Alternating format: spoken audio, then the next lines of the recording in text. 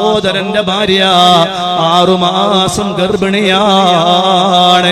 എത്രമാത്രം ആശിച്ചിട്ടുണ്ടാകും സ്വന്തം ഭാര്യ ഗർഭിണിയായല്ലോ ഒരു കുഞ്ഞുണ്ടാകുന്നത് കാണാൻ.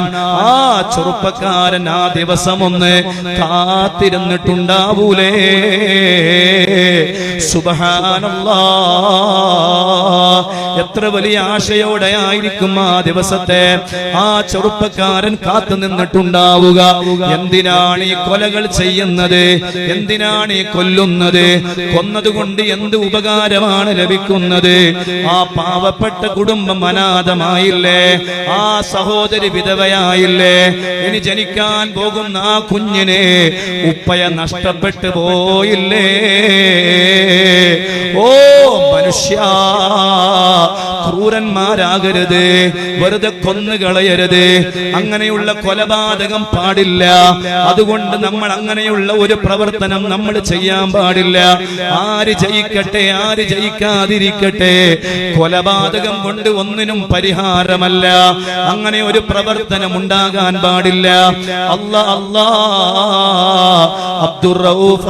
അബ്ദുറഹ്മാൻ ഔഫ് എന്ന് പറയുന്ന ആ പ്രിയപ്പെട്ട സഹോദരന്റെ ഖബറ് അല്ലാഹുവേ നീ സ്വർഗത്തിന്റെ വീടാക്കണേ അല്ലാ.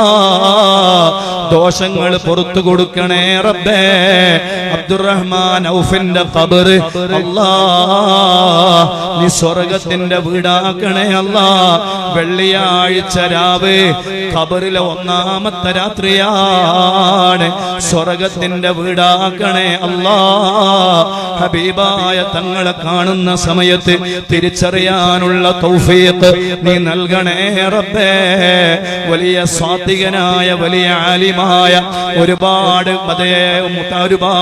പണ്ഡിതന്മാരുടെ ഉസ്താദായ ഉസ്താദുൽ അസാതീദായ ബഹുമാനപ്പെട്ട ആലമ്പാടി ഉസ്താദ് ഒരു വലിയ വലിയനെ പോലെ ജീവിച്ച മഹാനാണ്.